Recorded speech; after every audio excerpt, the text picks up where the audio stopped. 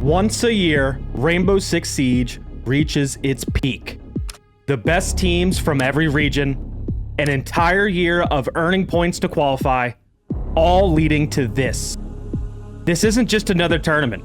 This is where legends are made, where champions are crowned, and where the Siege world finds out who is truly the best.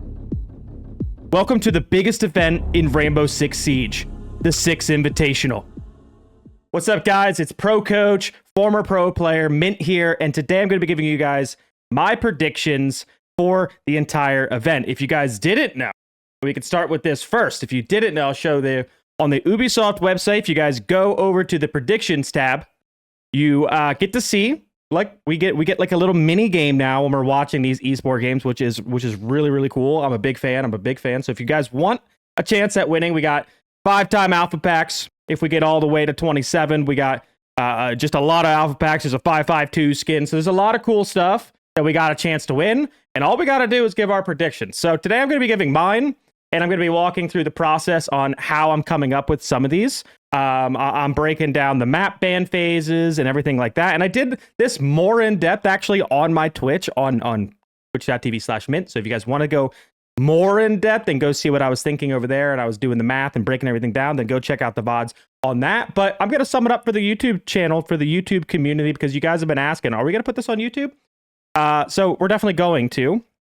So again, all we have to do for the predictions here, by the way, is we need to figure out who is going to finish first place in groups, who's going to finish second place in groups, and who is going to be eliminated from groups. But before we start talking about that, let's actually just talk about the format of the event. If you guys aren't familiar with the Six Invitational, you heard my little hype intro there that hopefully brought you into the video, but it really is the biggest tournament Siege has, and I couldn't be more thrilled. It starts on February 2nd. Okay, so mark your calendars. We got, at this video, at this point, it's basically a week away. So we got February 2nd, and I believe it's at 11 a.m. like Central European time. So convert that for you guys. That's 6 a.m. Eastern time, or 5 a.m. Eastern time, and 2 a.m. for me, Pacific time. And we'll be live. Don't worry, we'll be live on Twitch watching everything. So about the tournament, why is it the biggest tournament? Well, it's a $3 million tournament. Okay, it's the one where you get the hammer at the end. If you're not all familiar with that, you get the hammer at the end. Like, that's the big prize. And arguably winning a major, you got to win like 3 majors before it even equals a Six Invitational. Like, this is where you want your career to end, by winning one of these puppies. So about the format, there's going to be 5 groups. So 4 groups. Sorry, there's 4 groups, all with 5 teams in each group. And basically, you just don't want to finish in dead last. It's a round robin, best of 3. Every single game at the Six Invitational is best of 3s. There's no best of 1s in this tournament, which is another reason why the Six Invitational is the greatest tournament that we have. So all best of 3s, and it's a round robin, meaning they all play each other once, and then it just goes by your record, goes by head-to-head, and then round count, and you just have to get points. So you get 4 points for winning a 2-0. You get 3 points for winning a 2-1. You get 1 point if you just get a map, if you lose 1-2, and you get absolutely nothing if you go 0-2. So points absolutely matter in this format. And here's your groups. So once you get your finishing points in your groups, if you finish in last in this red, let me look on B. I just realized my camera's blocking. If you look on the red here, if you finish in dead last, you're eliminated from the tournament. So after round robin stage, 1 team from each group is going to be eliminated. So that'll be 4 teams being eliminated. If you finish in 4th in your group, you're still fine, but you're going to be going down here into the lower bracket of round 1. I'm actually going to move my camera preemptively because I'm going to need to anyways later in the video. So you guys look down here. Once you get out of groups, we go to the playoffs, and it's a double elimination playoffs. Again, all best of 3s. And if you finish in 4th, you'll automatically be down in the lower bracket, so you won't have the ability to lose once because the double elimination. So 4th, it's like you're still in the tournament, but you don't want to finish in 4th. 3rd, you will be in the upper bracket finals. You'll still be in the upper bracket section of the playoffs. However, you won't have a choice of who gets picked, or of who you play. That's going to come down to the number 2 seeds. So the number 2 seeds and the number 3 seeds both will be in the upper bracket. but the 2 seeds all get together and they all pick. I forget exactly how they come up with the order, but they all pick who they want to play out of the 3 seeds. So all the 2 seeds kind of sit around. They whatever it is, they pick who gets to go first, and then the 2 seed gets to pick, hey, I want to play that 3 seed, hopefully giving them an advantage. I don't know if I've really seen it to be that big of an advantage in the past, but either way, that's how the 2 and 3 seeds work. And then if you finish first, you automatically get moved into the upper bracket quarterfinals, and you don't have to worry about that. And then you just kind of wait to see who you're going to be playing between those 2 and 3 seeds. So first place is pretty good. It's a nice little advantage. But as a pro coach myself, as long as you finish 3rd and above, that is the objective of groups, right? You don't have to show everything in your belt per se, but you got to finish 3rd and above to get the upper bracket. That's where you want to be. You don't really want to have to be making a lower bracket run the entire tournament. That would be rough. So anyways, that is the Six Invitational. So let's start talking. I'm going to talk group by group. And again, I was more detailed on my Twitch, but I'm going to try to be in pretty good detail here as well. So it's going to be a little bit of a longer video, but I'll have segments for each group if you want to listen for the groups. So Group A, we have FearX, M80, NIP, Project Zero, and Weibo Gaming. And if you're familiar with the competitive scene and you're looking at this group, the first thing you're going to say is, wow, M80 got a free group. And well, they kind of did. I will be honest, they kind of did. If you're not familiar with M80, they were the team that just won the Munich Major. So the very last international tournament that Siege had, M80 did go on and win that tournament, and they look to be in very good form compared to the rest of these teams. So yes, it is kind of looking like a quote unquote free group and maybe one of the more easy ones to predict. But look, I look at it as like they've earned it at this point. If we go back and look at Munich, I mean, they played every single good contending team. They played G2, FaZe, and Secret in the Swiss stage, and then when they had to go to the playoff section or to the bracket section, they had to play FaZe Clan again. Then they lost. They had to play Secret. They had to play a very hot wild card. Then they had to play FaZe again. Then they had to play Falcons. Like, they went through the gauntlet. They earned it. So at this point, look, they're going to make it through groups no matter what. I don't care if they got a quote unquote freebie group, but I do think M80 are going to go ahead and win that group. Just again, looking at their form, if we look at some of their recent results, again, they won Munich regional finals. They got 3rd place. But they were kind of like, it was very weird, the regional finals. If you guys remember, they were playing on the old build when essentially a new update came out, and a lot of changes came out. So they were practicing the new changes instead of playing on the old build. Hence, the copium for why they finished 3rd place in the tournament. But regardless, they didn't need any points in that because they won the Munich Major. They were already qualified for the Six Invitational. So again, the regional finals meant nothing to them. But they also won stage 2 of North America before the Munich Major. So if anything, they look to be in very good form and probably tournament favorites. I'm very biased. Hot and Cold to me is the greatest IGL in the world, and that is my duo. I've been teaming and have known him since even before the Flipside days. If you guys followed us on F3 with me, Hot and Cold, and Pojo. I've known him for a very long time, and yeah, they are just in very good form. They understand the meta extremely, extremely well. So for me, I am going to have them probably finishing first in the group. Let's look at another team. Let's look at FearX. FearX is a team that many are predicting to probably become last in the group because it is the APAC. Well, it's one of the APAC teams in the group. If we look at some of their results, I like to see if people are in form coming into the tournament, right? Because that's really what matters. A lot of these teams, like they got the tools to win it. They got good players. They can qualify for events. That's cool. But what we're trying to see is like, what is the form they're in? Are they like limping into the tournament? Are they coming in hot to the tournament, right? That's what matters. That is where like you can be like, oh, they actually have a chance to kind of win this tournament. And if you look at FearX right now, they were extremely hot in the beginning of the year. Reload, if anyone was watching that, I know you can call it a Mickey Mouse tournament or all you want. But during that tournament, they were looking very good. In fact, if I pull it up, they were a dark horse team that people did not want to deal with. They finished 4-1, and people were not picking them with the bullet system and everything back then. So they were a very, very scary team to play. But ever since then, honestly, they've kind of fallen off. I mean, they did win stage 1 of their region, and then Esports World Cup, and we're looking international experience at this point.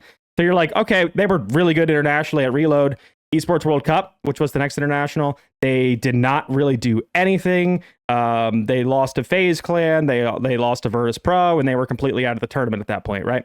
Then we look at their stage 2, where they finished in 5th. So that means they didn't get enough points, or they didn't get high enough in stage 2 to qualify for the Munich major. So they actually missed out on the next international event and didn't even go to Munich. Then we get to look at the regional finals, and we get to see how they compare with some other teams that are actually going to the event, right? Elevate's going to be at the event, and we're going to break them down later. Weibo, Enterprise, like all these teams are going to be at the event. So we get to see how do they fare against other APAC teams. Well, they ended up losing to Elevate, which again is another team. They can beat the Chiefs, and then they lose to Elevate again.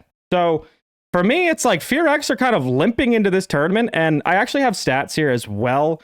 For people that are curious. And again, we did all this super in detailed on Twitch, but just to kind of show map pools, this map priority here, and guys, this is very base level analysis. I don't want to say that I am an analyst. I am definitely not an analyst.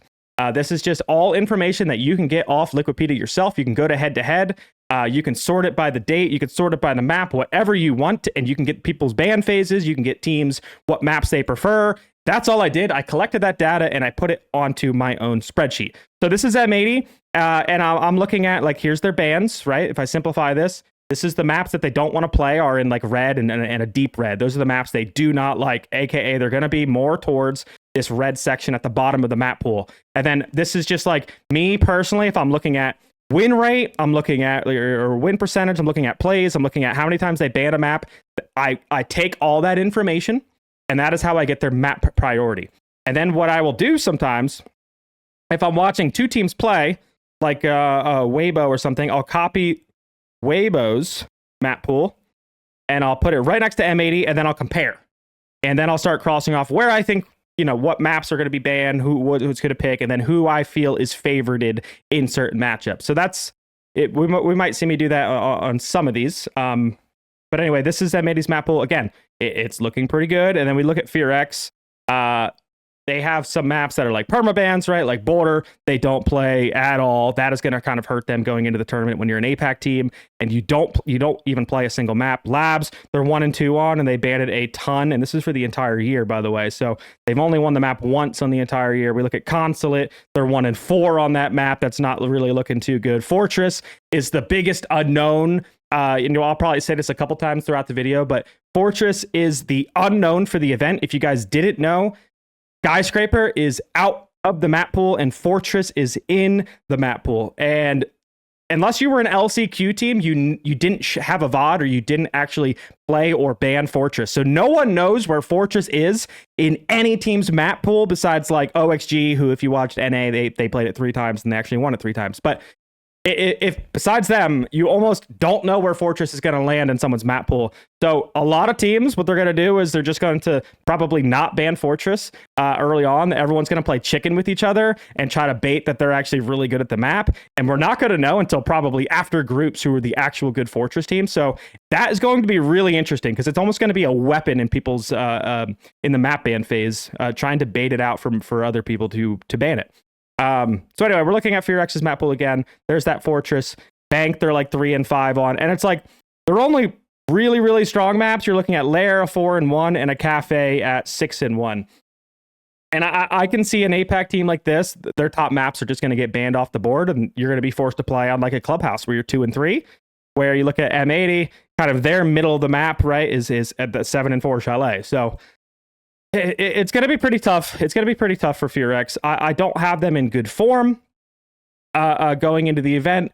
M80, I think, is a little bit better form. Then you got NIP, who I'm actually a big fan of. NIP, they finished, we can look at the results, but more recently, they finished top 8 during Munich. A lot of people didn't predict them to get top 8. I did. I pay attention to the Brazilian scene a good amount, and I've heard from Igor on some interviews, especially after some of the Furia matches, that they actually think NIP is one of the best teams in the region, maybe even a top 3 team. So I've had my eyes on them. They're a more structured team to watch in Brazil, right? They're not more of that gap hitting kind of team. They are definitely more, what's coming, but they're very, very good at it. And we look at this again, the more recent international tournament, the Munich Major, where they lost to W7M, they lost to Weibo, but then they started to power up into the best of threes, which is, guess what? SI's all best of threes. So they beat Space Station 2-1, they beat SR 2-0, and they beat BDS 2-1. And they started to become a little bit of like an NA world beater a little bit, because taking out two of our top teams right there with Shopify and SSG. So that was a little bit upsetting for the NA Glazers like myself. But NIP, then they went on to the playoff section. Thankfully, wildcard handled business, because that would have been very, very upsetting for NA. But even regardless of Munich, they do pretty good in their region as well. They're a consistent top 4 placing team. They got 4th in stage 2. They got 3rd in stage 1. So they're consistently making these events. They were at Esports World Cup as well, where they finished top 5 through 8.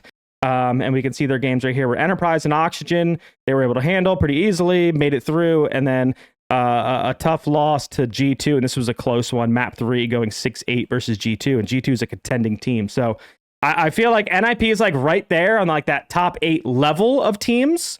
Again, I think this is a really, really strong team in the group. We'll look at Project Zero. Project Zero is a T2 team that qualified through the EU LCQs. If you guys watch that, I was watching a little bit of it. I don't know if I covered all of it on my Twitch, but regardless, they made it by beating tier 1 level of EU teams. We could pull this up right here. So here's through the LCQ. So we can see them beating Panajuane, which is another good T2 team.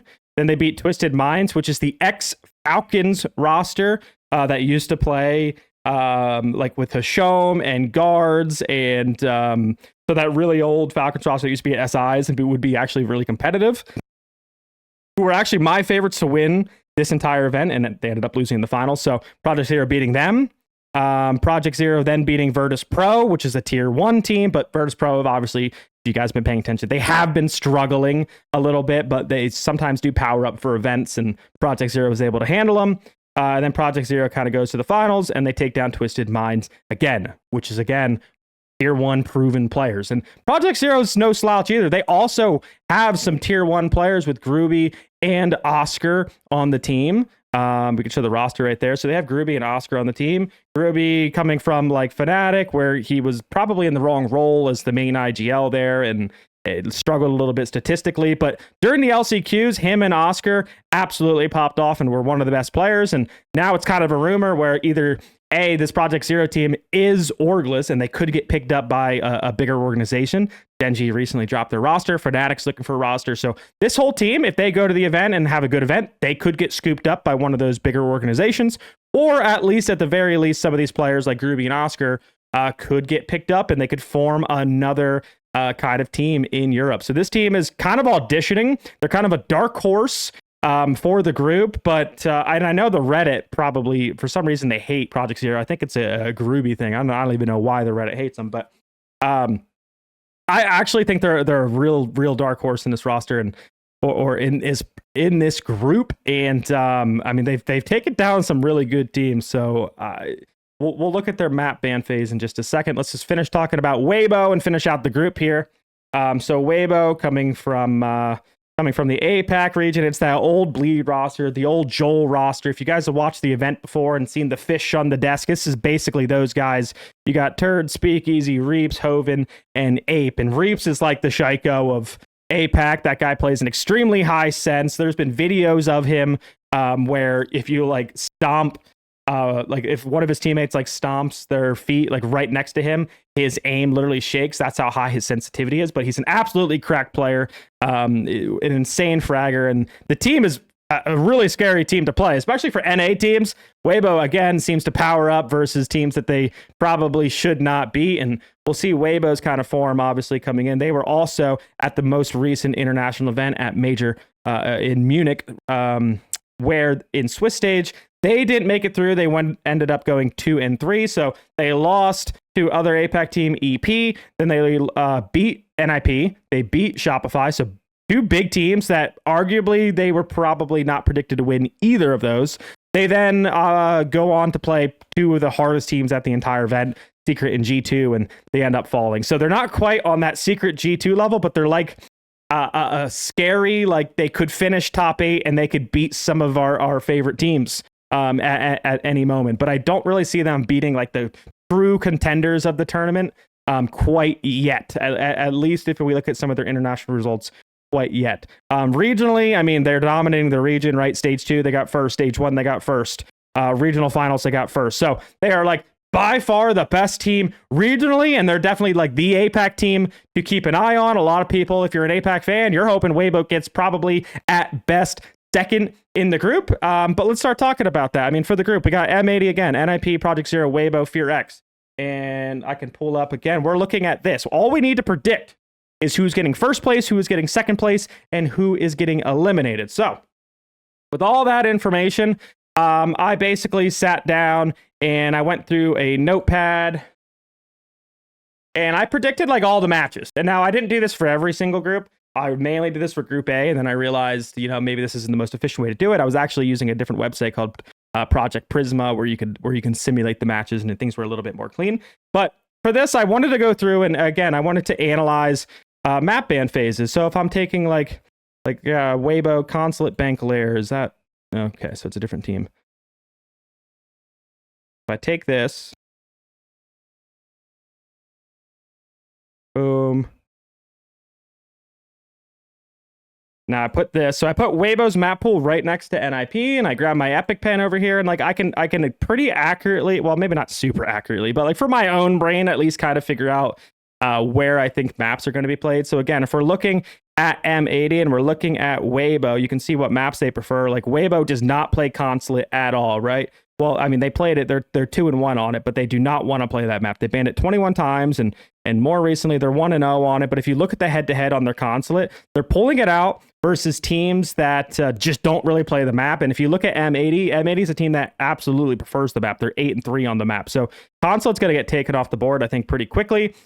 Bank doesn't have to get taken off the board by them because M80 also doesn't prefer Bank. If you look at them, they're 4-3, but so they're probably not super worried about Bank. I could even see a Bank being a kind of a secret map in here. And then Lair's another map that Weibo do not prefer.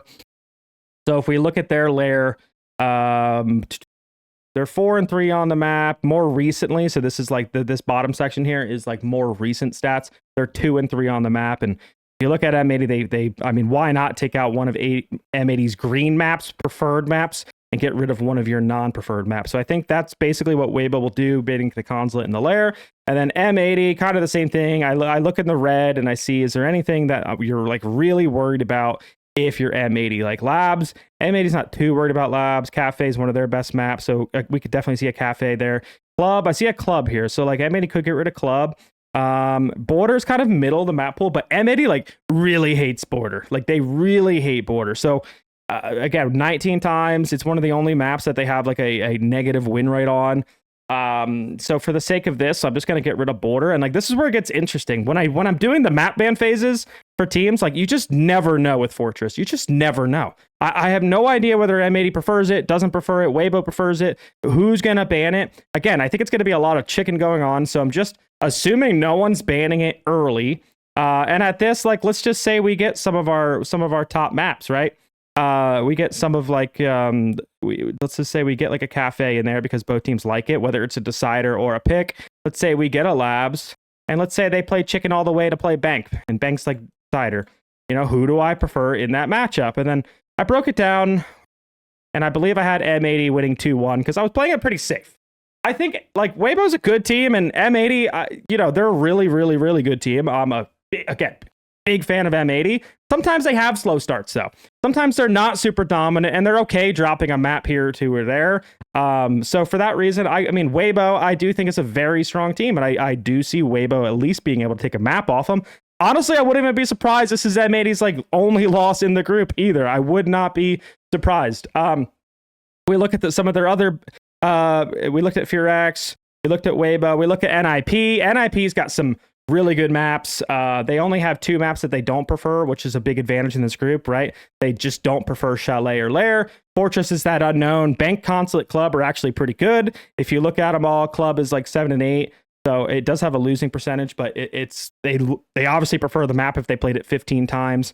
Consulate at 5-2, Bank at 5-6, and then Lair, Cafe, Border, their big three, right? Lair 9-4 with a basically a 70% win percentage. Cafe with a 75% win percentage. Border with an 87% win percentage. Like, NIP has some really, really, really good maps. And again, remember, they're playing in Brazilian region, which is one of, you got to argue, one of the best regions, if not the best region. I'm going to argue NA because NA just won and we're the greatest. But the level of competition they're playing against versus on the day-to-day basis of Weibo is what is actually going to edge out for me. And I'm going to put, I think this is one of the easier ones to predict. I'm going to put M80 in second, NIP, or M80 in first, rather, and NIP in second. This is a terrible color. Holy cow. So M80 in first, NIP in second. I'm going to put Weibo in third, Project Zero in fourth, and I'm going to put Fear X getting grouped. So again, we can pull up this. I think, again, this is one of the easier ones. This is one I'm seeing more. The second place is where, maybe some people want to go with Weibo, some people want to go with NIP. Again, my reasoning for the NIP over Weibo is I think NIP is going to beat Weibo if we look at their map ban phase. So I think they are going to beat them. And also I think they're going to have an easier time with some of their structured play style handling some of the teams in this group. They're also a top 8 team. Like I know they're a top 8 team. So I think they get second in this group. And then the eliminated team, Fear X, again, their form going into this tournament isn't the best. If they pop off like they did during Reload, who knows? This could be a really scary group, and maybe Project Zero or someone else could be going home and facing elimination. But I just am not seeing enough for Fear X. So I'm going to play it safe because I want my points. I'm going to take some risks later in the group that you guys are probably not going to agree with, but I want my points. So, all right, that is that. Let's start talking about Group B. So let me close all this down. And now we'll start talking about Group B. And if you look at this group, and if you watch Competitive Siege, you're thinking, okay, Fury of Falcons wildcard. Wow. That's some good teams if you paid attention regionally, because wildcard is probably still one of the most slept on teams here. And they just finished top 4 internationally, right? Like, we pulled them up. Let's look at their results. Let's look at the NA team first. So this behind M80, wildcard is actually our most consistent international roster. Say what you want about Reload, but they got 3rd and 4th at Reload. So an international event, they got 3rd or 4th. Now, they struggle regionally. Stage 1, they finished 5th, and they actually missed out on making EWC in qualifying for that event. Stage 2, they ended up finishing 4th, which qualified them to make the Munich Major. And then making the Munich Major, we go and look at some of the results during the Munich Major, where they lost to Secret, which is a contending team. So that makes sense. 4-7, that's respectable. They beat SSG 7-5. I mean, that's a classic. If you look at the wildcard versus SSG, wildcard kind of owns those guys. You look at wildcard versus EP, that's a 7-5. And EP's no joke, guys. We'll cover them later in the video. These guys, this EP team has been competitive. And then W7M, they handle them 2-0, which is great because NA teams usually struggle against international teams. And that was also Dash, a former W7M player, going to beat his former team. So that was kind of a good game for them. Anyway, they make it through, and then they have to play FaZe Clan, which is one of the contenders at the event. Well, they put up a good fight. They take a map off them, stealing Cafe, and well, they didn't really look that competitive with Chalet and Clubhouse, but they go to the loser bracket. They handle NIP. NIP's been that team that was destroying NA teams, and Wildcard put a stop to it. And then Wildcard go to play fan favorite G2 with Stompin', and this was Wildcard's big signature game. They take down G2 after losing Slab 7-2, and you're like, oh man, yeah, this is going to be Wildcard don't belong here. Wildcard goes, they power up, map 2, win 7-5 on Cafe, which is an extremely good G2 map, and then they win Skyscraper 8-6. So this is kind of their signature international win, like they can beat contenders. Then they go to play M80, and M80 was hot this event, obviously going on to win it. So that was Wildcard internationally. Again, they have been a good international team. Now, regional finals comes along, and they didn't need any points because they got a top 4 finish at Munich. They were already qualified for the Six Invitational. So they actually didn't really need to do much in this. They lose to Dark Zero. Is what it is. Is what it is. I'm not taking that with anything. We know they struggle regionally and they power up internationally.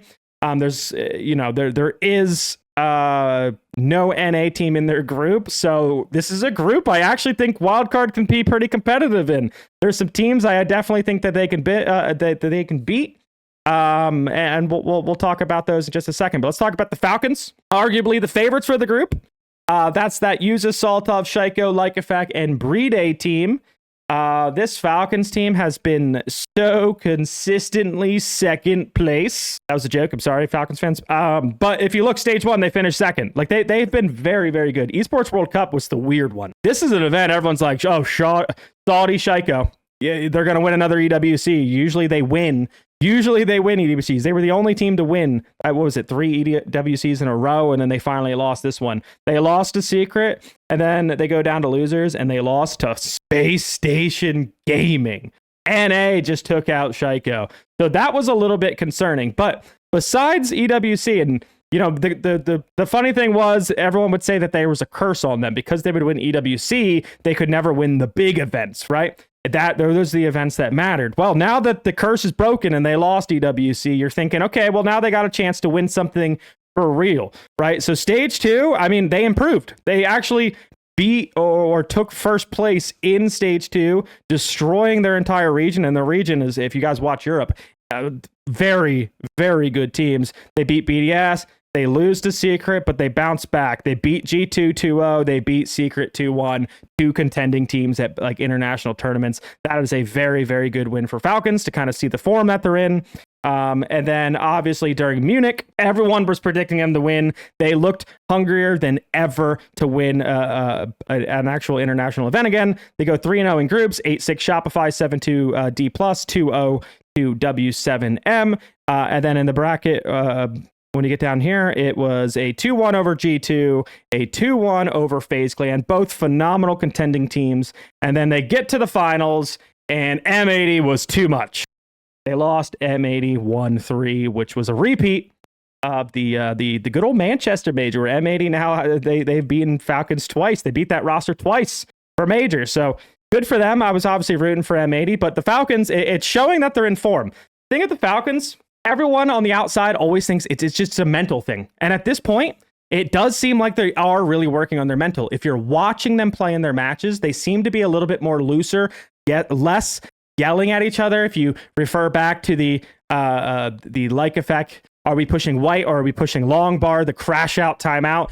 And for Dark Zero to bring that round back in that fashion and make it 4-0 out of the timeout. I'm asking, do you guys want to push white or long bar? No one answering. No one. They definitely seem like they're having a little bit more fun, and they're trying to keep it a little bit more looser of an environment. There, you got Shaiko typing in chat and shit talking people. You got them howling after every single round win. The coaches are howling behind them too, trying to have fun. The timeouts are less stressful and more like we fucking got it, like a little bit more positive. So they're definitely working on it. The problem is, and up until they get to the grand finals, then they go back to the same old Falcons. The howling stops. The typing stops. It's like they just start clamming up. So I'd love to see the Falcons just continue a tournament. Just follow that success. Follow the mental things that you guys have been working on and just trying to have more fun in the tournament. But I think they are right there. Like it's a team that's not going to make a roster change. They are in everyone's top 4 to win this event, if not top 2 to win this event. They are definitely a favorite. They are completely stacked. Then let's check out Furia, which, man, this is a pretty stacked. The first 3 teams we talked about, holy cow. So Furia, the last team that has made a dynasty in Siege, this Brazilian dominant team of Fellapox, Herds, JV92, KZ, and Nade. Well, again, let's look at their form a little bit more recently. We look at Reload, where they won it, Mickey Mouse, call it whatever it is, right? How they done the rest of the year? Well, stage 1, they took first place, and they actually started to be a lot better regionally. The thing with Furia is they were the international Brazilian team, and FaZe were the domestic regional team. Well, it kind of flipped this year with FaZe actually winning SI 2025, and then Furia winning regionally stage 1 and regionally stage 2. Again, usually like FaZe would dominate these. Furia goes on to having better success at majors. So weirdly enough, they got better regionally. Then we look at the Munich major, where they finished 7th, 8th, and probably a little early for some people. They struggled. The biggest thing is, yes, they made it through Swiss, But if you remember, they struggled. They lost a D+. They always start slow in tournaments. That's the thing with Furia. And they definitely did this tournament. They lost a D+, and they lost to Shopify 2-7. Two teams that you're like, oh my God, Furia, you should not be losing these, right? Like, what is going on? Luckily, they bounced back, but, against teams they should be able to beat, CAG, EP, and then W7M20. They bounce back. They make it to the finals. You're like, maybe Furia's starting to heat up, but they go against Team Secret, and Team Secret were too much to handle. Secret is, again, another top 4 kind of team. So if Furia is not in form, they're not going to be able to beat a team like Secret. So not the best success for Furia at the Munich Major. And again, regionally, I don't even think they needed the points, but regionally, they had pretty good success until they lost to FaZe Clan. And again, I don't even think this mattered really too much. I'm going to be honest. They already had enough points to qualify for the Six Invitational. I'm not sure how much they were taking it seriously. Blah, blah, blah. I'm going to say that with everyone's regional finals. So it's not the biggest thing to kind of look into. But what I see Furia is like, they're not coming into the tournament at, like, again, I'm looking back at the Munich Major. I don't think they're coming into the tournament super hot. I think they also are known for their slow starts. And if you guys follow any of the rumors and drama happening, again, I don't know the information, but the rumor is that Liquid is actually buying out the Furia roster and Herds is actually going to be dropped. So Maya is, again, all a rumor. Maya is going to join the Furia roster instead of Herds, and Herds is going to go build a team with Volps. And again, after Six Invitational, guys, there's going to be a ton of roster moves, an absolute ton. And if you're not paying attention, I might have to make a video on it because almost every single team is going to change. It always happens after every Six Invitational. But anyway, that's the rumor. So this is kind of the last dance for Furia, in a sense, right? They know that they're about to, again, they're going to lose a member and they're going to be going to a new organization. Now, there's two things with the last dance. Like, one, it can power you up, or two, it can shut you down. And we've seen both in the course of history. If anyone remembers the minus laxing plus laxing, we also had Furia before they were going to make the last dance. I think Fet's covered this before, and they actually did power up during that one where they knew that they were going to be dropping 2 players right after that event and picking up Nade and Felipox, I believe it was. They actually powered up and won that event that they knew, but I do feel like it's a tough circumstance. I really do, and I also don't think they're coming in with the greatest results. So again, we'll get to the predict in a second. Let's talk about the 2 teams that were probably going to be near the bottom end of the bracket. You got Elevate. Elevate is a APAC team, and I put that in air quotes because they're one of those imported Brazilian teams. If you look at the entire roster, it's all Brazilian players, so they're not APAC. It's Resets, Rap, Stemp, Psycho, and Ion. And Resets, one of their more recent pickups, comes from Liquid. If you guys were watching any of Liquid, I actually am a fan of Resets. I actually think he's really good. Let's look at their more recent results. So if you look, actually, they made those changes in August 26th. So I'm actually only going to look at tournaments stage 2 and onward because that's more recent. If we look at stage 2, they finished 3rd in their own region, losing to, I believe it was Daystar. So they finished 1st in points, but then they go to the playoffs. And again, we got, where are we at here? Elevate. They beat Soul's Heart. They lose to Weibo. Okay, so we know where Weibo is in our priority in our heads. We know where Weibo is, like how good of a team they are. So they lose to them, and then they go down here and they lose to Daystar. And remember, Daystar's in their group, so we're going to cover them in just a second. But that's their stage 2. Then they didn't make. Here's the weird thing with APAC is they didn't make EWC, which didn't get points anyway. And then they didn't make the International Munich Major. And they still got enough points somehow to qualify for the Six Invitational, which I do think is a flaw. And I don't really want to go into all that. I just wanted to put my opinion out there that I do think it's a flaw. But so we never really get to see these guys international. I have no idea how they're going to go against international tournaments or international teams. The only thing we get to see is them go against like teams like Weibo and other teams that are going to the event. So here we go. Looks like they beat FearX regionally. And we know I have FearX getting grouped, right? So they were able to beat FearX. They again lose to Weibo Gaming, and I know where Weibo is. I had them at that like 3rd place in Group A. And then after they lose to Weibo, they beat FearX again, kind of destroyed them. And then again, they lose to Weibo Gaming. And this time it was a 2-1. They were able to get a map off. Cool. Maybe they're competitive versus Weibo, but again, they still kind of get owned by them, and they're kind of FearX farmers. So for me, it's like if I had them in Group A, it's like I have them below Weibo but ahead of FearX. That is my assessment on Elevate. Don't know too much about them. Again, I have their map ban phases as well. If we look down here, this is like the last, again, 3 months of the team, but it's really not that in much information. Like, yes, they prefer Bank, and it seems like a really strong map for them, only losing it once in the last 4 months. So we can see a team stay away from that. And same with like Clubhouse. It seems like Bank and Clubhouse, but the rest of their maps are like such an unknown. I don't know. The only thing I can really go off of is that I know a lot of these players from their time as like Brazilian players. Psycho, Ions, who used to be like on FaZe way back in the day, Raps, who I believe was MIBR, and then there's Resets, who was on Liquid. So it's like, it is good Brazilian players. So hopefully, and maybe they could do something in this group. So we're going to look at Daystar, which is the true APAC team that qualified. And this is a team coming out of Taiwan with Azuki, Souffle, Seal, Pecan, and Jaeger. And of course, you don't want to forget Giga Chad, the substitute, right? Love that guy. Big fan of that. Coach Harambe, who I believe used to play on Direwolves, was it? I believe. And Pecan is also a Direwolves. So some of these people have some experience from older events when they were a different team. But regardless, again, let's look at the results. This was a good qualifier for Daystar. We look at stage 2, where they got second place, losing to Weibo.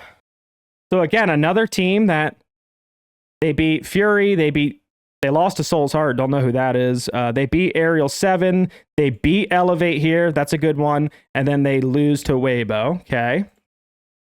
And then we look at, I want to look at the LCQ, because they were the team that qualified out of the LCQ. They would beat Anyos, they beat CAG, we all know CAG if you watch. They beat All Gamers, and they beat All Gamers again. And All Gamers, if you guys didn't know, this LCQ was the first time China was allowed to qualify allowed to qualify for the Invitational. So this was actually a really good team to watch, All Gamers. I think Fett has it on his channel if you want to watch any of those games. But yeah, Daystar ended up being able to beat the All Gamers. So again, not really too much to go off of. I don't know what this Asia qualifier is either. Is there any good teams in this? Not really. What I would like to do for this is, has Daystar played Elevate since that since that like August date? Was it August 10th, I think it was, when they made those roster changes? What is the head-to-head between these two groups? So if we go back and look, it's kind of back and forth. Daystar beat them here in the 2-0, and Elevate beat them earlier on the bank. So it's pretty back and forth. It's pretty even. I think you can go either way, but let's start predicting the group, right? Let's start pulling this up. Where do I think Group B is going to place or look like? So for me, I think I'm going to put the Falcons. And I'm going to put the Falcons because if you look at they're a top 4 team to win the entire event. I think they're extremely, extremely good map pool. Some of their maps are absolutely insane. Their labs 8-2, and they're a very high win percentage and defensive win percentage. Like, they just have an insane map pool. They have insane players. I think this makes a lot of sense, and a lot of people are just putting them at the top of their group. They should be able to make it out of there, I think, with no problems. Now, second and third place is where it gets a little funny. Remember, Furia and Wildcard. Wildcard, to me, and this is probably NA Copium, guys. You can pause the video and tell me that if you want. But NA, again, Wildcard have looked very good internationally, right? They finished top 4. I feel like they're going to again, and I feel like they're going to be able to steal a game off of Furia. Furia, arguably, you make your tier list, you're going to put Furia above Wildcard. And I agree with you guys. I do agree with you guys. But Furia, remember, they're slow starts. And remember the Last Dance scenario where I don't know what it's like, the vibes on the team with Herds there. Herds knowing he's about to get replaced. I have no idea. But I'm just going to bank on the fact that Furia is going to have a slow start. And I could also see Furia dropping a map or a game to like an Elevate or Daystar, because when we looked back at Furia results, they seem to lose a game to like D+. They seem to lose those kind of games. So I'm going to go with them dropping probably a couple more maps than they should have. Wildcard performing internationally like they can. And for that reason, I'm going to be putting Wildcard second place. So this is maybe a hot take to some of you guys, and this is why I implore you to do your own research and do your own groups. As for the eliminated team, we already looked at the back and forth. I'm going to obviously pick between Elevate and Daystar. No way Fury getting eliminated in this group. And if I look between Elevate and Daystar, again, I see the head-to-head. I see Daystar won the best of 3 more recently. Elevate won the best of 1 before that. But I am going to put Elevate here. And again, you might put or I'm not going to put Elevate here. I'm going to put Daystar here. Holy cow. And again, you could be questioning me because, Daystar, they won the more recent head-to-head. They have the advantage. But I'm going with Elevate because of that Brazilian roster. Like, they've been proven tier 1 players in a good region over in Brazil, and maybe they can't compete in Brazil anymore, but they're still proven tier 1 players over a team like Daystar, where they're very unproven. They only play in the APAC region. They don't have that much international success. I see Elevate, since they made those changes in August, I think they are going to get just a little bit better faster than Daystar is. Daystar qualifying for the LCQ, but I feel like Elevate's going to be a little bit better, and they're going to be able to win their game and just kind of barely make it out of here 4th, but I could see it go either way. All right, so Group C, let's start talking about Group C. And for that, we got Black Dragons, D+, FaZe Clan, G2 Esports, and Shopify Rebellion. Now, this is touted as the group of death, right? Very competitive teams in this, with FaZe and G2 being like world beaters, like both top 4 teams up there with like the Falcons and the M80, right? 2 very good teams. You got Shopify, who on paper, right, it's a scary team. You got the greatest IGL of all time, Canadian. You got Ambi, Spoit, Surf, Rexon. Like the roster has it all, but they haven't been able to piece it together. And then you got D+, another import team, and Black Dragons, who is an LCQ Brazilian team as well. And you don't want the LCQ, like you would rather have the LCQ APAC team. You don't want the LCQ Brazilian team. They can be kind of scary. So let's look at some of these rosters. Again, we'll start with Black Dragons, who, again, it's that LCQ Brazilian team. It is Ask, Rare, Miracle, Outlaw, and Swag. And this team used to have the former, I believe, Machina and Hornetout on it. And a lot of people were touting this roster as being like too many support players. Like it was just too many. So they ended up making changes right before the LCQ, picking up Swag and Outlaw. Ask is still IGLing, and Ask, I mean, what he does is he makes events. He didn't have the greatest stint on Liquid, but even before that, I believe he was on Black Dragon still. Yeah, here it is. No. Ask was on Black Dragon, and they made the event before the LCQs, I believe, again with Ask. So all we can look at is their LCQ, because when they made those changes, it was right before LCQ. That's the only information we really have on them. And, well, let's see who they beat in the LCQ to kind of see their form. 00 Sete, don't know who they are. Loud, we all know who Loud are, but the thing is, they beat Loud, but Loud have been kind of struggling this year, if you're paying attention to Brazilian scene. They haven't been able to make any events. They kind of fell off a little bit where they were as Raza Academy during SI 2025, where they were a top 8 team with us as unwanted up there. But they haven't really been able to make any events or do anything since. So Black Dragons handled them, though. That's still a pretty big win for them, because I think during the regular season they lost to them. So that's still a big win for them. They then go to play to Elevate Academy, and then the big one in the grand finals versus Team Liquid. And ultimately, they ended up retiring Nesk, right? This was Nesk's last game, his last chance to make the SI, and Black Dragons ended it. So Ask ends up making SI. So that's the Black Dragons run, and Liquid, also, I want to touch on, also was not in the greatest form this year. They seem to be kind of getting there with their new coach of Reduct and some of their role changes and things like that. Like they seem to be getting a little bit better, but ultimately Liquid falling short like they have been. So Black Dragons kind of taking advantage of beating 2 tier 1 teams that have been struggling. But good for them. They're still able to make the event, and I still think they're going to be really competitive. Then we got D+, the APAC representative, but again, in quotes, because that is going to be an imported Brazilian team. That's Bullet One, Falls, Levy, Midi, and Nears. And we look at their recent results, and we see that they were actually one of the teams that was able to make a major from APAC. So we can actually look at that and see, what did they do internationally? How are they coming into this event? Well, we look at them, and they did finish 12th, but I mean, look at who they had to play. Arguably a gauntlet. Furia, Falcons, FaZe, G2. You're playing all top 5, top 6 teams. They were actually able to beat Furia 8-7, but that's that Furia they just slow start for some reason. That was that bank game that I was losing my mind watching that game. But either way, D Plus was able to beat Furia, and then they didn't do anything really against Falcons or FaZe or G2, right? The other world beaters. So that's a little concerning, but I think that's kind of obvious. They're not really contenders to win the tournament, and they can't beat these kinds of teams quite yet. So they get knocked out of the tournament. How do they play more regionally? Getting third place right here to Weibo, so we can kind of see their results. Where they're better than PSG Town, they're better than Daystar. They lost to CAG and they lost to Weibo. So kind of a mixed bag for this D plus team. Don't know if they're coming in with the greatest results, but we do have to keep in mind again that they are that Brazilian imported roster. Get rid of that. FaZe Clan. I think a lot of is it weird to say I think a lot of people are sleeping on FaZe Clan?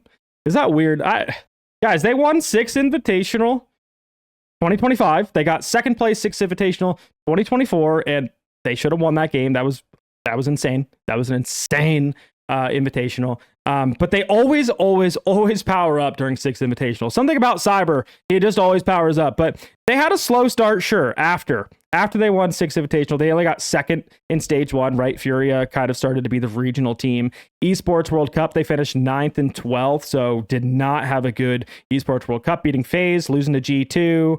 And then they also lost to Dark Zero. So not a good Esports World Cup for FaZe. But you can attribute that to like a hangover after Six Invitational, right? They start slow, but more recently, it looks like they are powering up. We look at Munich, where they got third, right? They were able to beat CAG, lost to M80, beat D+, beat BDS. They beat Wildcard, and that was a hot Wildcard. Remember, that was a top 4 Wildcard. They beat M80 here. And then, unfortunately for them, so they lose to Falcons, and unfortunately for them, there's just that weird whatever happens when you win one best of 3 and you got to replay that best of 3, you end up losing. For some reason, the loser always powers up. So they played M80 again. M80 ends up beating them this time. But FaZe, I mean, they looked good. Then we look at more like, again, regional results. Copa, they were able to finish first in both of those.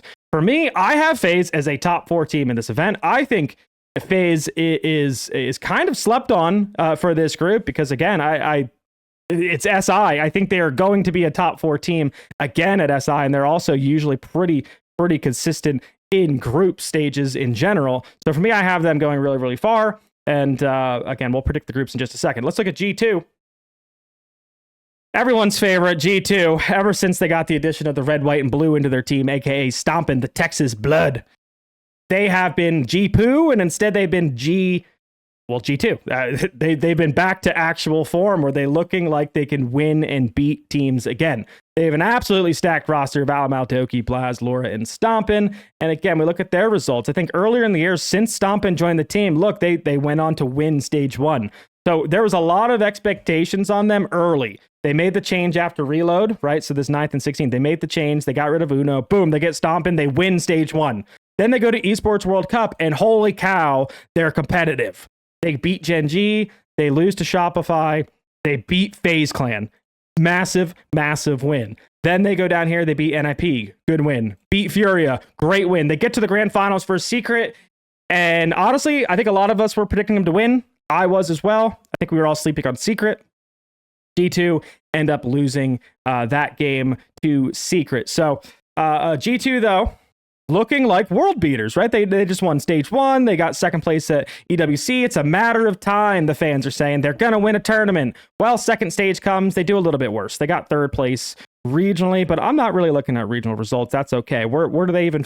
They still finish as a top 2 team regionally. They actually ended up losing to Secret, so they can't get over Secret at this point, right? They lost to them 3-0. Now they lost to them 2-0. They beat BDS, and then they lose to Falcons, who were starting to heat up at this time of year. So is what it is. They go to Munich. How's their more recent international success? They're still making it out in 3-2, kind of scary, but they lose to M80. They beat CAG. They lose to BDS, and then they beat D+. They beat Weibo. To be honest, not the greatest teams in groups because, I mean, you got 3 8-pack teams. You got a weaker EU team in BDS, but they make it out. They make it to the playoffs. Now they can actually beat Secret. This is a massive win, right? Beating Secret finally.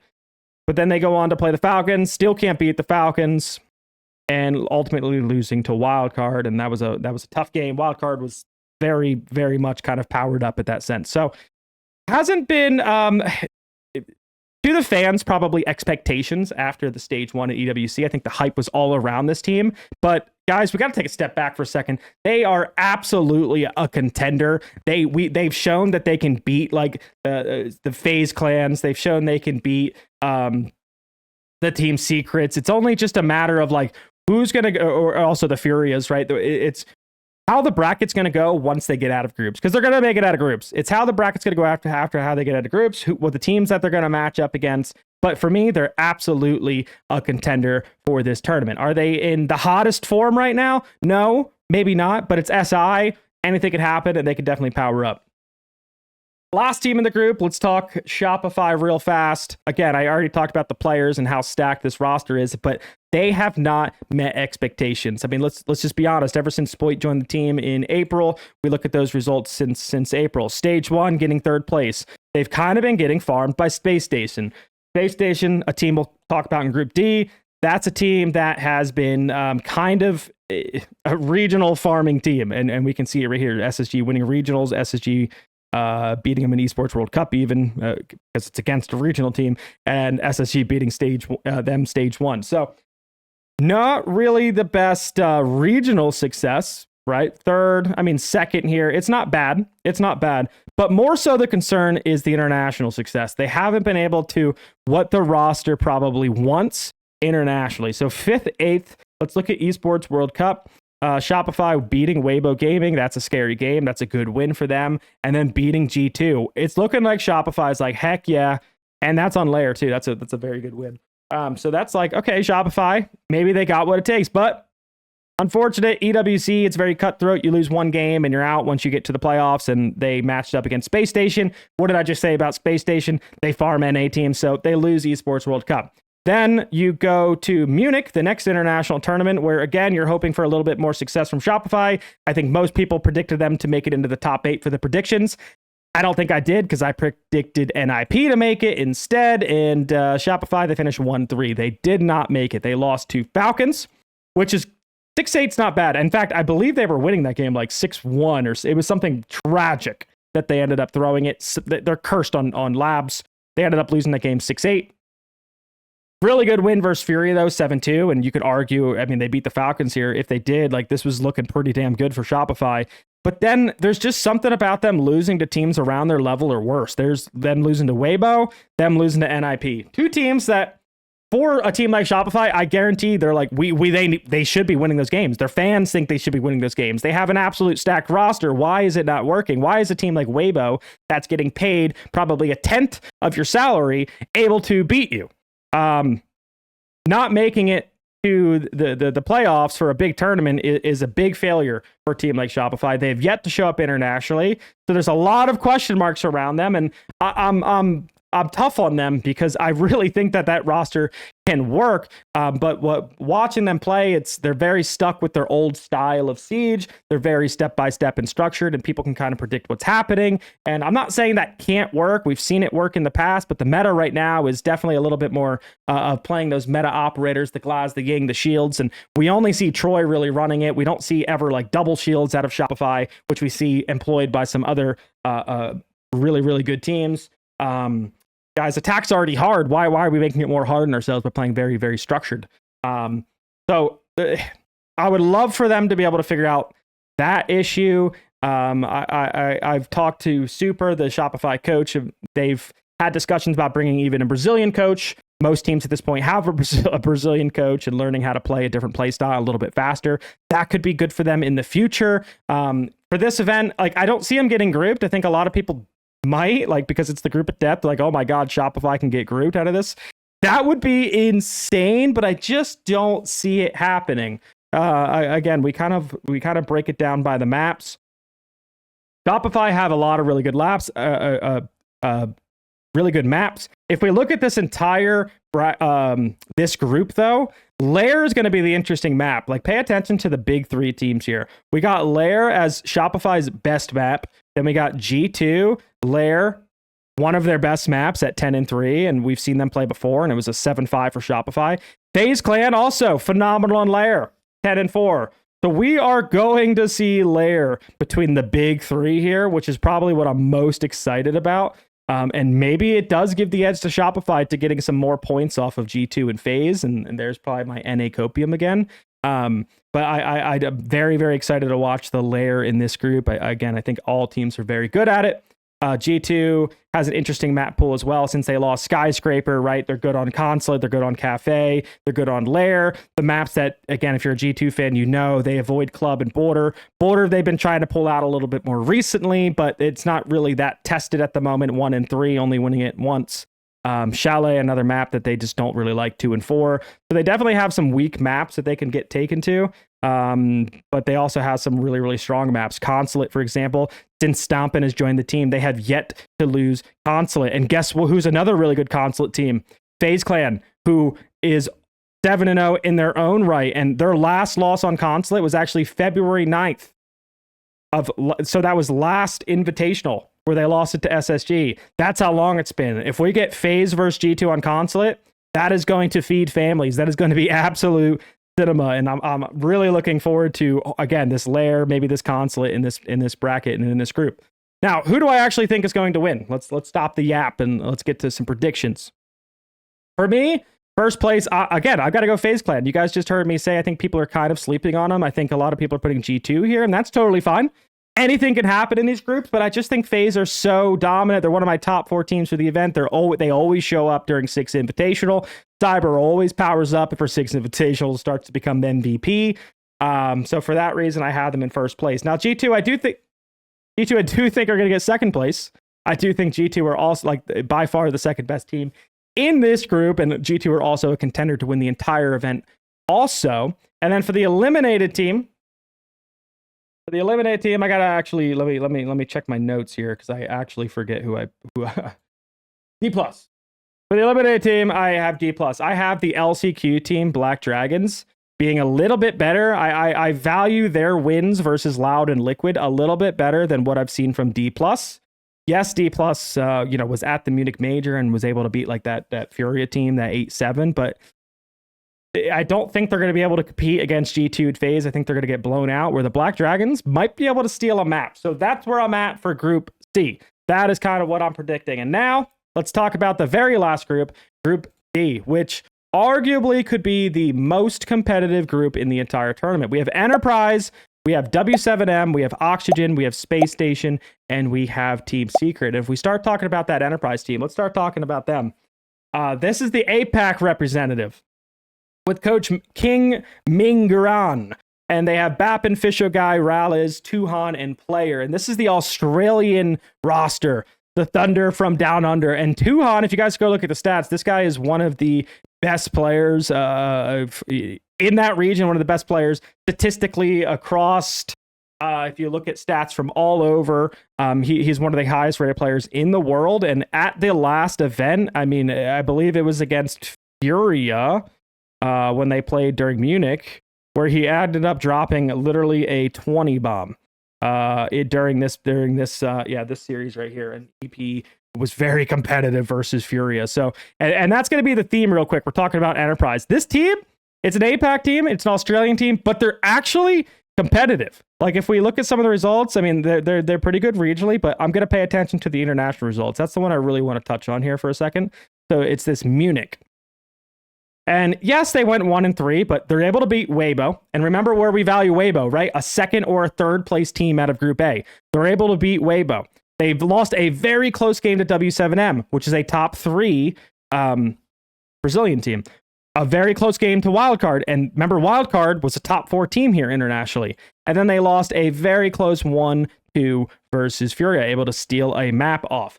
And I believe there was a border in there where I think it was 6-8, if I remember correctly. And I don't want to just lie to you guys. So let me just kind of quick pull it up in here. 3-7. Okay, well, different border I'm thinking of. Either way, they're crazy enough to challenge Furia on border, which is pretty insane because border is like a 22-game win streak for Furia right now. So they're absolutely insane. But anyway, either way, they're very close. They're very competitive. And if we look in their own regions, we look at those regional finals. because there are some of those APAC teams that are attending this event, we get to see where they match up. So they lose to Weibo here, but it's close. It's competitive. So they're kind of back and forth with Weibo. And then they lose. Okay, where am I going with this? Because then they just lost to the Chiefs. All right, well, see you later, I guess. There was another one I wanted to look at. The major qualifier. Here we go. The major qualifier. So we look back here. CAG, they lose to CAG. They beat Enerforce, they beat PSG Town, then they lose to Weibo again. Okay. So we can kind of see where they're at. They're losing to Weibo a good amount, but they are kind of competitive internationally. That's all I'm trying to say. They were actually at Esports World Cup. There we go. Holy cow, I just didn't scroll down, Mint. Like, what are you doing? They were at Esports World Cup, so another international event. Here's that 6-8 border I was talking about versus Furia. So they almost could have ended Furia's win streak there. Well, again, the 22-0. So they're not that bad on border. They lose to Furia. They lost to NIP, and that was their. I guess looks like that was their international event. But regardless, if I'm looking at some of their more recent results, the Munich Major, they're competitive, but are they going to be good enough in this group? That is going to be, I mean, time to tell. Because let's look at the rest of the group. We have W7M, Fluxo W7M. They merged orgs, to my understanding, so it's still the W7M roster. If we go look at W7M and look at their results, it's still that team with Volps, Paulud, Loban, Dots, and Dodez. So if you're familiar with them, we look at some of their results regionally. They were also at Esports World Cup. They're still a top 4 team in Brazil. They were at Esports World Cup where they finished 9th through 12th. Probably not high enough for them, but they did beat Space Station. They lost to Secret. We know how good Secret is. And then they lost to Furia, which I do think they struggle with Furia regionally either way. So Esports World Cup, unlucky for them that they got Furia. Stage 2, they finished 2nd, so they improve a little bit. And then we have another international event. We get to see Munich. And we get to see W7M actually not making the top 8, which, again, is probably disappointing for them. They beat NIP 7-3, they beat EP 7-5, but then losing to the Falcons 0-2, losing to Wildcard 0-2, losing to Furia 0-2. Arguably the one there they probably should have been able to win is Wildcard, but again, Wildcard, they're a good international NA team, and they were able to handle them. So W7M not probably having the results that they wanted since the beginning of the year and picking up Paulu. I think, going into Reload, again, you can call it a Mickey Mouse tournament, but they were a terrifying team. They were a team that nobody wanted to pick. They went 3-0, which you could notice other people played like 5 games. You had to pick what team you were going to play. And consistently, they were a team that people were like, no, we don't want to play W7M. And it actually gave them an extra 2 days off because no one would pick them in that tournament. So they were hot early on, but they've kind of sizzled off since.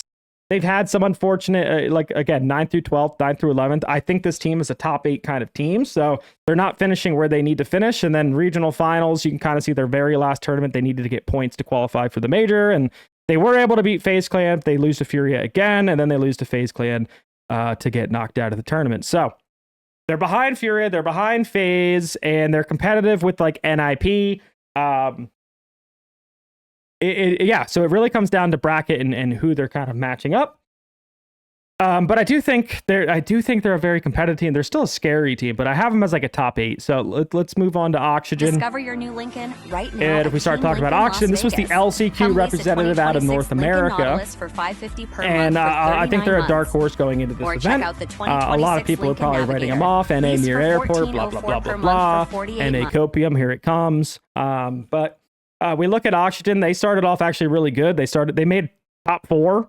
DZ's struggling year in a sense, and or NA team struggling. I forget. I think M80 struggled this event, so they were able to actually get top 4, and they made Esports World Cup. And during Esports World Cup, they did have a massive win over Furia. This one was on Clubhouse too. This kind of put them on the map a little bit. Oxygen might be for real. Unfortunately, they lost to NIP, and then SSG's kind of been farming regionally. So they lost to SSG and got knocked out of the tournament. Stage 2, they were technically even better. If we look at the point wise, they were a dominating team. They finished 2nd place in the standings, playoffs, they were super hyped up. I was about to make a video on them and talk about how good I think Oxygen is, their map pool and their play style and blah, blah, blah. Well, they go on to lose to Shopify and go on to lose to Wildcard and completely out of the tournament, and just like that. So I was a little upset. Finally, I'm picking them to win. And they start showing up or not showing up.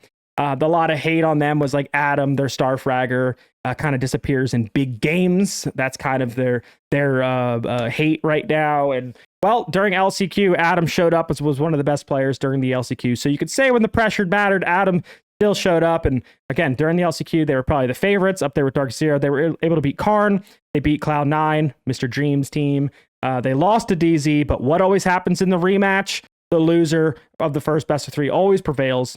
They beat Dark Zero in the grand finals and ended up making the LCQ. And again, for me, I think they're a dark horse. I'm a fan of their playstyle, and I think it could catch some of these teams off guard. The way they play is just they use Forest as the agent of chaos, and they have a lot of passive mailbox players, but they have really good fast set pieces.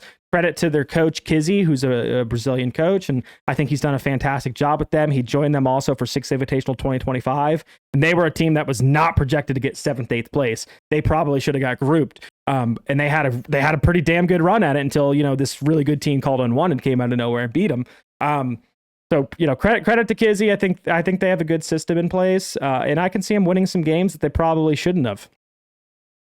Let's start talking about Space Station Gaming. And SSG, these are the regional farmers. I'm going to be honest. We've already kind of covered it. This team went from probably one of our scarier international teams. We're thinking back to the Astralis days to this is now a regional farming team. Volts, J90, Ashen, Benja, and Newers.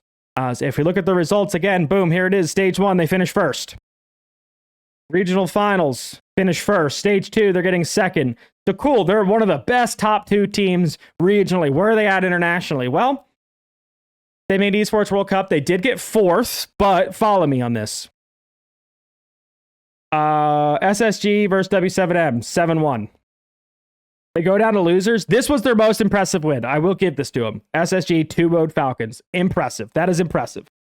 Then they 2-0 Oxygen, so an NA team. They make it out. Luckily, who do they play in playoffs? It's an NA team. Shopify. They're able to handle because they're regional farmers. Then they go into Secret. They lose 2-0. Then they go play Furia. They lose 2-0. So struggling a little bit. I mean, they beat Falcons, but they lost to W7M. And they're beating NA teams. They lost to Secret. Then we look at Munich, a team people were expecting to make it out. However, they completely bombed out of the tournament, 0-3. And they lost to BDS 1-7. That's an awful loss. That's a team Space Station has to win. They lost to Wildcard 5-7, which if you look at the Wildcard head-to-head versus Space Station, Wildcard actually just owns Space Station, to be honest. So that's not a surprise. This is like the one NA team they can't beat consistently. And then there's NIP, where they lose 1-2 in a game that, again, NIP is a great team. I was predicting NIP to make it out of groups, but I feel like Space Station, you look at the team on paper, Newers, Bolts, Ashen, J90, like the team is so Benja, I don't want to forget Benja. They're so stacked on paper. They need to be doing a bit more. But what is their problem? Well, if we look at their map pool, surprise, surprise, there's 3 maps they don't like: Lair, Club, Labs. And if you guys know the competitive map pool really well, those 3 maps are step-by-step maps. Those 3 maps are very kind of structured maps. It's structured teams that are good on those. Well, Space Station is not that. They only have one mode, and if they try to play structured, I'm going to be honest, they look lost. They don't know what they're doing, it looks like half the time. They're also, their roles are very weird ever since they added Newers on the team, and they've been trying to figure it out the entire year, trying to figure out their identity. Who's going to play the shield ops ever since they got rid of Forest? Who's playing the Blitz and the Blackbeard, right? Because they've had Ashen on it, and it hasn't looked good at times. They've had Newers on the BB, Foltz on the shit. Like, it doesn't make complete sense yet. It seems like all year they've been fighting it. Hopefully during the Six Invitational they can kind of figure that out. But that is kind of the knock on SSG right now. And then last but not least, we got Team Secret, arguably the favorites of the group. Team Secret are a team that has already won something internationally. And one of the best teams in this meta. First off, I don't want to overgo them. Since they've added Mowgli to this roster, it has completely changed their dynamic. Mowgli is a super aggressive entry fragger that it definitely opens up rounds for the team. We can if anyone remembers that clip, maybe Aspirin can throw it in. But that clip of Mowgli walking down blue with Capitao and just killing everybody. So massive hole in the defense on Church. Oh, big kill from Stumpin. Savage takes a little bit of team fire, but doesn't seem to matter. As the fire goes out on Sight and Secret are finding all of the kills. Mowgli's turned it on. Oh my god! Mowgli! And then you got Noah, Adrian. Joom is probably the best player in EU, in my opinion. That guy is insane. It's like he's playing a different game. And then there's Savage, who in this current meta is one of the top IGLs. He can frag and he can hop on the shield and he understands the momentums and the pacing and everything extremely, extremely well. Savage is one of the greatest IGLs right now in this meta. So that is a big reason why this team is doing so well. And again, we look since their roster change, we going back to Esports World Cup where they won it.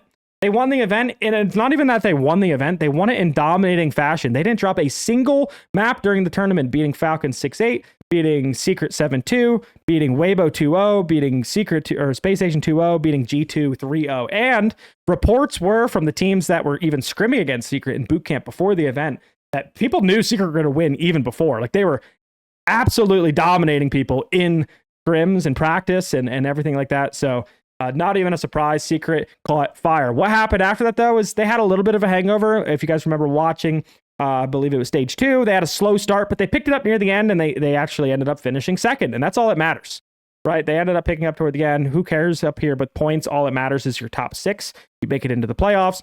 Secret were able to beat G2. They continue their owning of G2. They beat Wolves 2-1. They beat G2 2-0. They lose to the Falcons, and then they lose to the Falcons again. So now the Falcons seem to be in their way, but they're getting over G2. It looks like they're the second best team in EU. And then, the Munich major happens, and again, they're probably predicted to win. I had them or M80 to win, personally, for me. And watching them versus M80, they played twice. Those series were absolute barn burners, like I predicted. Those two teams going against each other. I hope we see more of it at the Six Invitational. But they were able to beat Wildcard.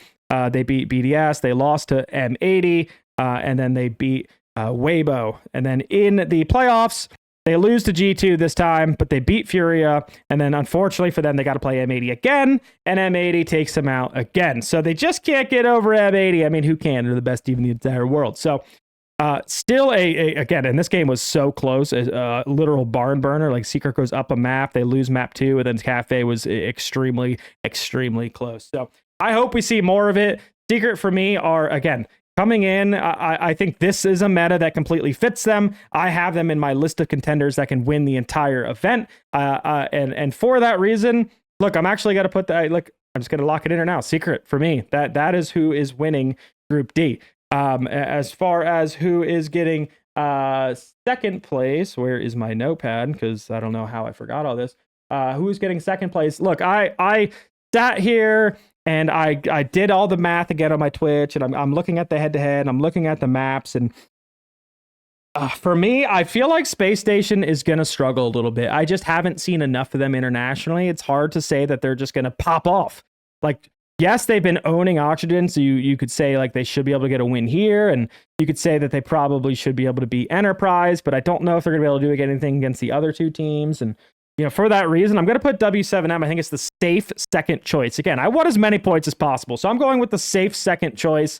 I think W7M, again, like a top 3 Brazilian team, should be able to handle a team like Oxygen and Enterprise pretty easily. I think they could maybe be competitive versus Secret, but I do see Secret probably 2-0ing them. I just think W7M's the safe choice, but this is probably the hardest one to predict for me for second place, because I think there's a world Oxygen finishes there. I think there's a world Space Station actually finally shows up, and it's a matter of time, and they get second place.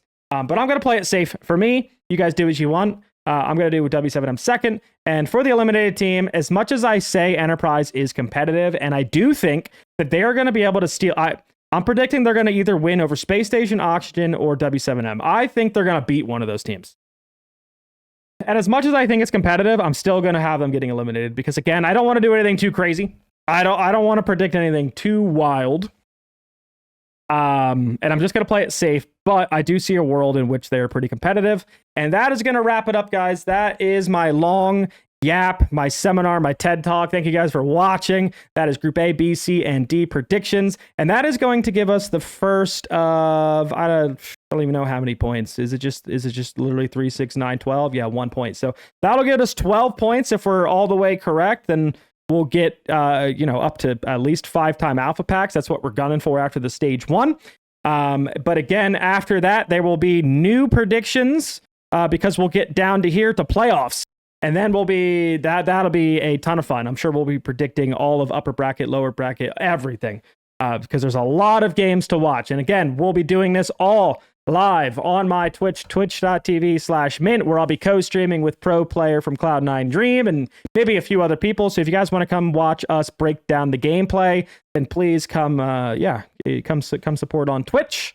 And we'll be doing more predictions when they go live, guys. I'll be doing, again, once they all open up after playoffs, so February 6th.